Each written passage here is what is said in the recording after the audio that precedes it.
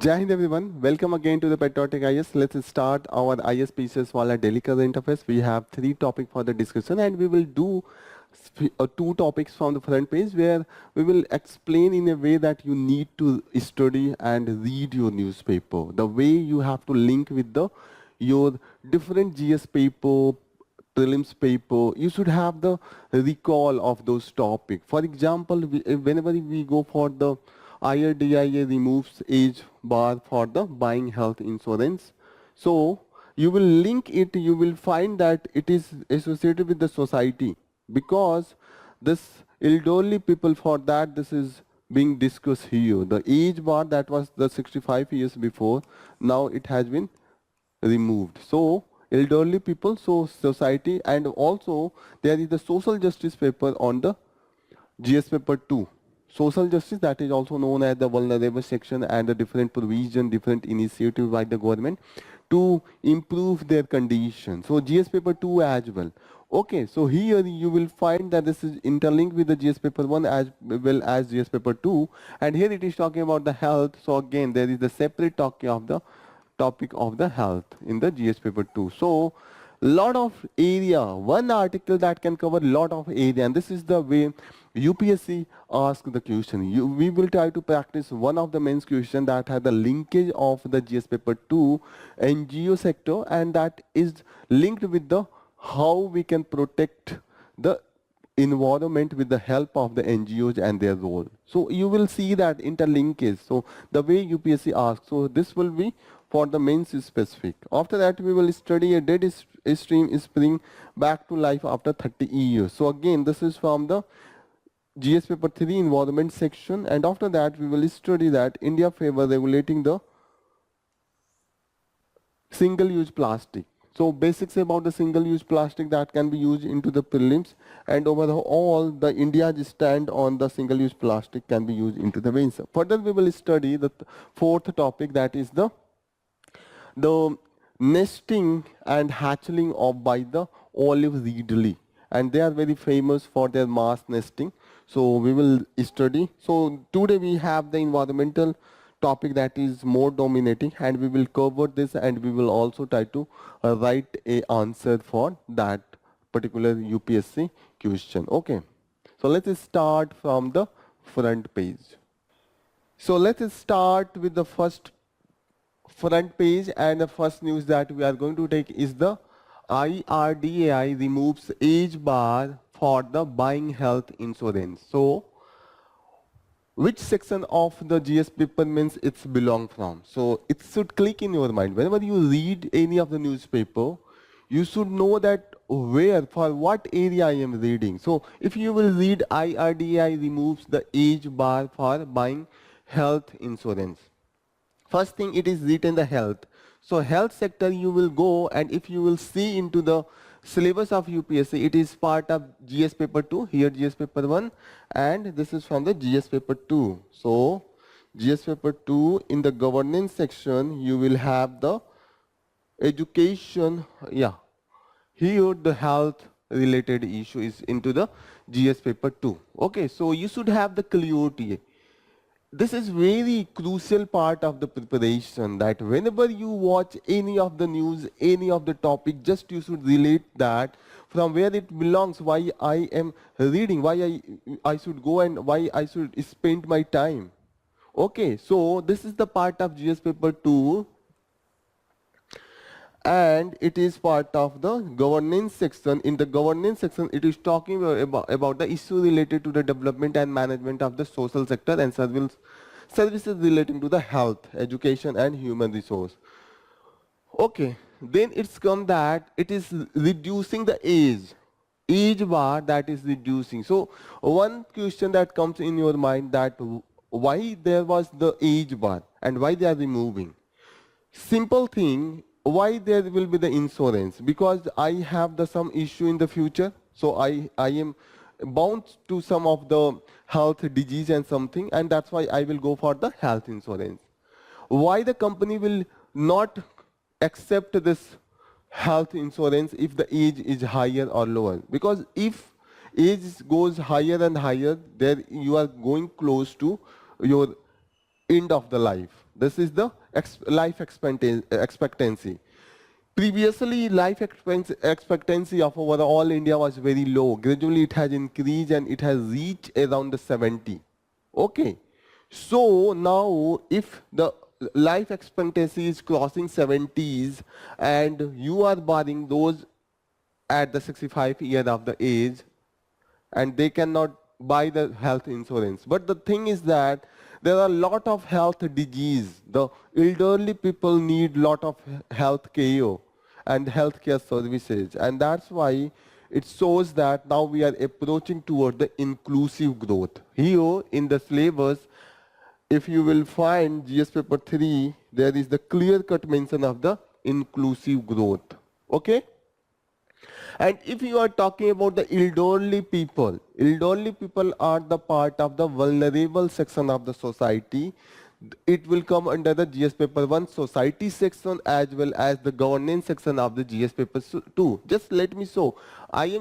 Today's session will be more about the how you need to read any of the information, either it be newspaper or any of the topic you are going through your notebook, your book, or any of the area.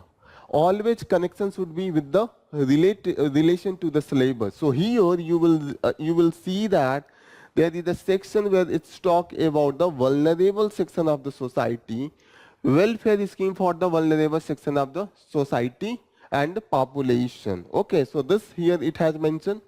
There is one more area into the GS paper 1. So GS paper 1 society section, and here you will talk about salient feature of the Indian society, diversity of India. So Indian society is bring the issue of the elderly people as well. So all these areas that can be covered by this news article. Okay, so look, IRDAI removes the age bar for the buying health insurance. So it is bringing the more inclusivity. Here it has mentioned inclusive growth. This approach bring us toward the more inclusive growth. Okay.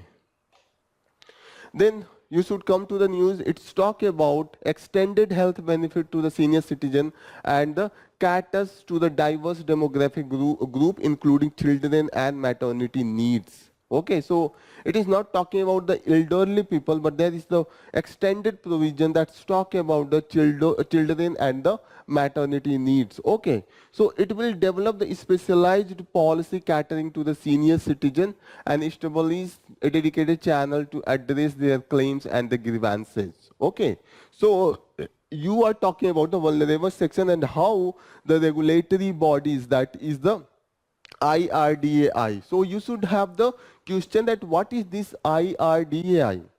So you will find the basics. Here we have provided the basic what is IRDAI. It is the Insurance Regulatory and Development Authority India. Okay. So here it was established by the Act of 1999 and it's regulate the insurance policy and try to bring framework guideline with respect to the insurance policy. And here we are talking about the insurance policy towards the children, elderly people and maternity needs. Besides that, one important thing for the prelims you should remember that its headquarters is into the Hyderabad, Telangana. Generally, most of the headquarters of our regulatory bodies, either it will be the FSI or any others, they have the headquarters into the New Delhi, but here it is into the Hyderabad. This is deviating, and that's why you should remember. Maybe into the prelims they can ask that where is the headquarters of the Insurance Regulatory and Development Authority of India. Okay, so you should remember this thing. So this will promote the longevity and well-being of our citizen. Okay, so here all this information you should remember. And already we talk about the inclusive healthcare ecosystem, that why it will reach to the inclusive growth, and it will also inclusive healthcare ecosystem. It will provide the more accessibility, because into the elderly people, as the higher age, there is the more chances that you will you will be impacted by the lot of disease, lot of the age related issue, and in that case when you need more and more health care, if the insurance facility is not there, the burden on the elderly people will be high, and they don't have that much, they have the dependency on the other, they don't have the independency because they are out of the job, retirement, they are not that much stronger to do the things, they are weaker. Many a times if there is the elderly people that is single, the difficulty become very high. In that condition all this become important, and yes, there are a lot of point by that you can write in your mains. So you should learn that how you have to read the thing, how you have to correlate with the different topics that is provided under your syllabus, and how you have to gather the points. This newspaper is more than sufficient to write a good mains answer, not only for the GS paper 2, GS paper 3, even for the GS paper 1, like the society section and the ethics section as well, and essay section. So newspaper is very crucial. The second news that we are going to take is the EC order repolling in 11 Manipur booth tomorrow. So we know that already the Manipur is facing civil war type of situation, the conflict, the war, the civil war type of situation, the riots into the different tribal group. Mainly it is the Metis and other is the Kuki Joe people. Okay, so you should remember this, and that's why the situation is not good, and we have seen such a situation where the mob violence, riot and has become common. This was not seen into the last 20 years, but we have seen the situations such as the instances of the disturbance, violence, intimidation and booth capturing that has been reported from the opposition member. Okay, here we have seen that the mob violence, gunfire and the destroyed electronic voting machine EVM. So these are the things you should have the clarity that what is going on into the Manipur. The situation is now the worst, and here even it has become very difficult to contest the election. So whenever the question comes on the election commission, election process or electoral process, all these things, you should have some of the point that yes, many times the election commission have tough situation to face, and that's why they need a proper machinery, electoral machinery, a robust security force and the deployment in a smooth manner and quick manner. All this thing you can get the picture of all this thing from here. Okay, so here we have seen that there was the violence because one of the group they wanted to capture the booth, and here one thing is very clear that what is the benefit of these AVMs. Here you will see that a group of unidentified person had entered into the polling station, they have captured the EVM. Despite all these things, they have able to cost only 61 votes. Why only 61 votes? Otherwise, if it would have been the ballot paper system, they would have voted, they would have casted for all the ballot paper. It is easy to thumb and put into the box. But into the case of EVM, there is the lapse time. There is the time rate. Under that, you cannot vote more than that number of the vote into a specific time period. For example, into the 1 minute, only 4 votes can be casted, and that's why it is not possible to do the booth capturing in effective manner. So this is the benefit of the EVM as well. You can bring here. Here one more news you can know, the curiosity should come that Chief Electoral Officer. Who is this Chief Electoral Officer? It is like it is the head machinery at the state level. It's supervise the electoral system and election of the Lok Sabha and also the state assemblies, president, vice president, all this thing at the state level, and appointment is done by the Election Commission of India. So please remember all these things. These are the basics that you should remember, and this is the way you should read the newspaper or any piece of information.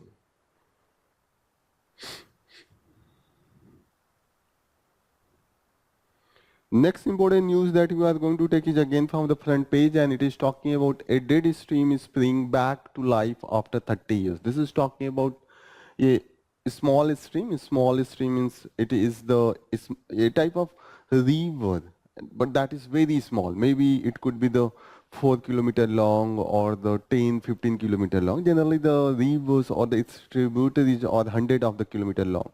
But the stream are their length is very small. They go and they meet some of the other water bodies. So here we have seen that one of the stream into the Idukki, that is into the Kerala, that was disappeared 30 years ago, but due to the restoration work, it has reappeared. And now, due to the reappearance, there has been the more number of the wildlife species that they are coming and they are enjoying the water, and that's why the diversity is increasing.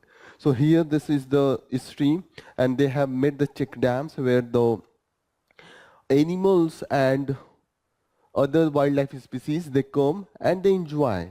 So you can see that due to the effort from the forest department here, the forest department, they have made the effort, they have tried to remove the exotic species, invasive species. It means that those species, those are not native to this area, but they have grown here and they have captured the native species, they have replaced the native species, and that's why they are more consuming the water as compared to the native species, and that's why they are creating threat to the water bodies and other such bodies. So why this was disappeared? Mainly it was due to the invasive species or the exotic species. So you should know that what is the invasive species or exotic species. It means that they were not native to there. They came here as the migration or by the artificial introduction, and they replaced the local species. For example, just take a simple example.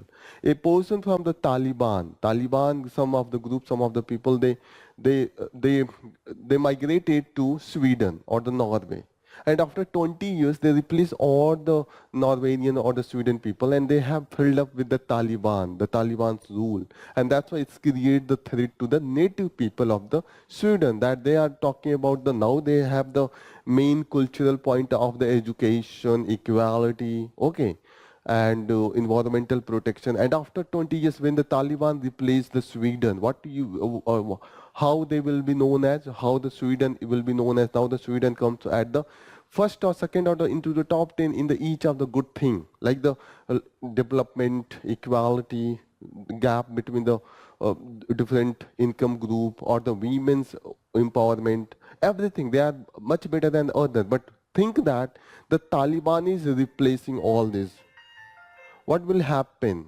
So local culture will die down. So here you will see that due to the help, who helped to the restoration, United Nations Development Program and National Bank for the Agriculture and Rural Development, NABARD.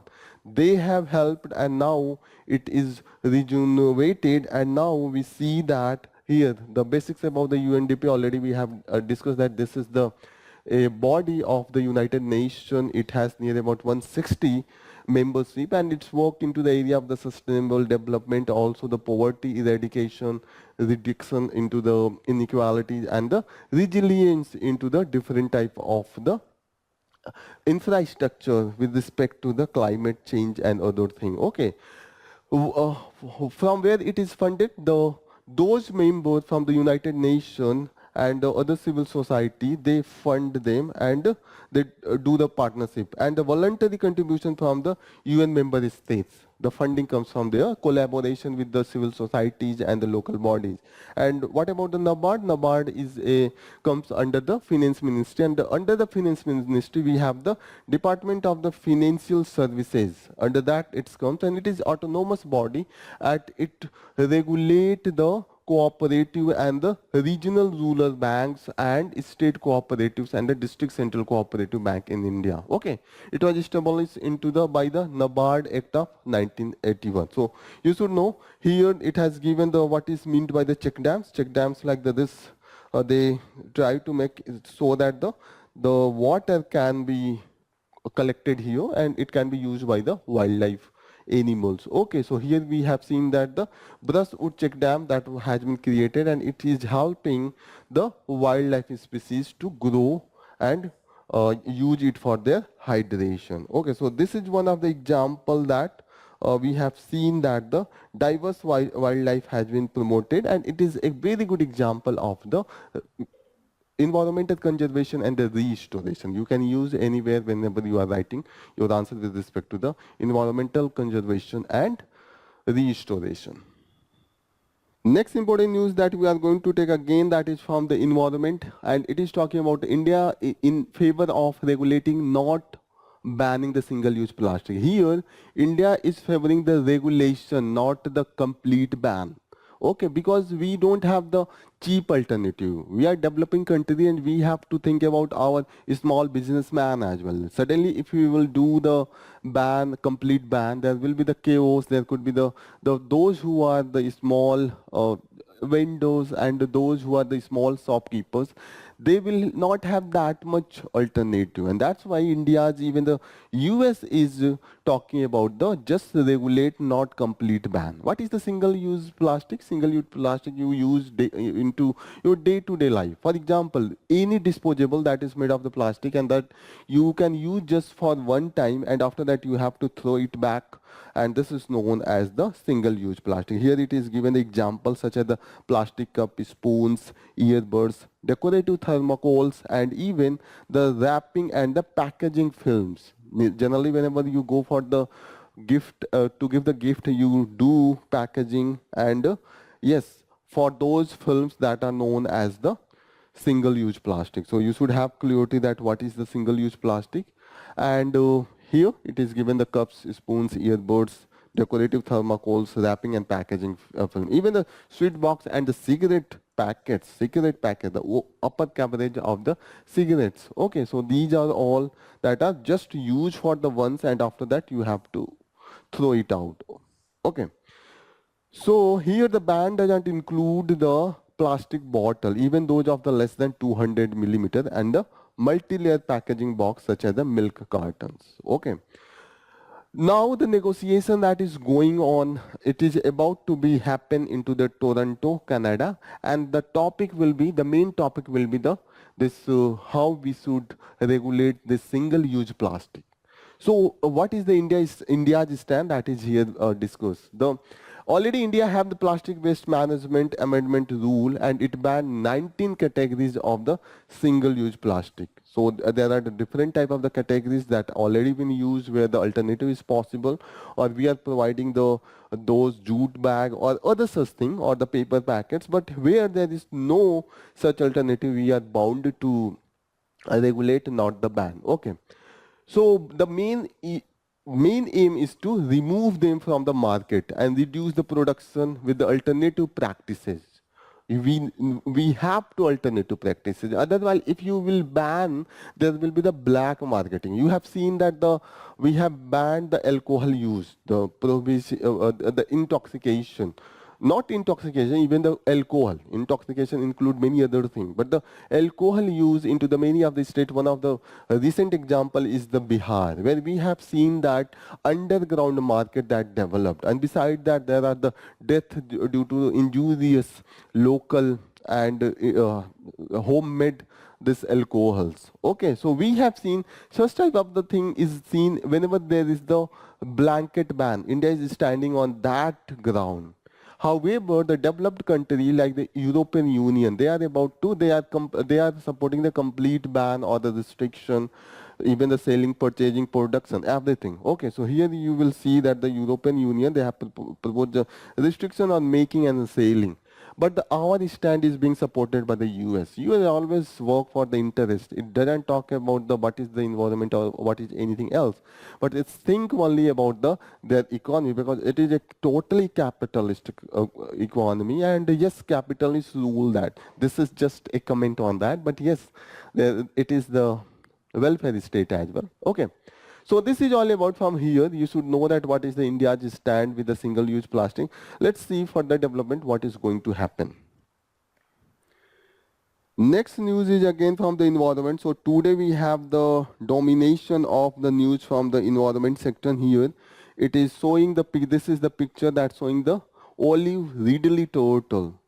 They are very famous. They are known as the second smallest turtle group into the sea world, and they are just after the They less smaller than them is the other type of the Readly that is known as the Kemp Readly sea turtle. This is the smallest turtle, and the second smallest is the this olive reedley turtle that is also known as the Pacific reedley turtle. So these are information you should remember for the prelims.